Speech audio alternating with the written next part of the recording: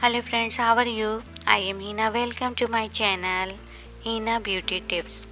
Friends, आज की video में मैं आपको रंग गोरा करने का बहुत ही ज़बरदस्त, आसान और नहायत ही सादा तरीका बता रही हूँ और जो विंटर सीज़न में आपके लिए एक तोहफा साबित होगा। फ्रेंड्स, आप एक अदद लेमन ले लें।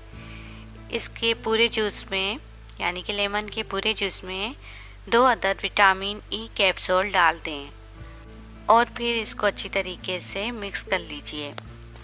इस आमेज़े को दिन में किसी भी टाइम रोज़ाना अपने फेस पर लगाएं, अच्छी तरह से मसाज करें, फिर सादे पानी से मुंह धो लें। आई एम श्योर कि आपका कलर बहुत ज़्यादा वाइट हो जाएगा और विटामिन ई कैप्सूल की शमूलियत से मॉइस्चराइज भी हो जाएगी आपकी स्किन। लेमन में विटामिन सी होता है और विटामिन ई का कैप्सूल आप शामिल कर रहे हैं।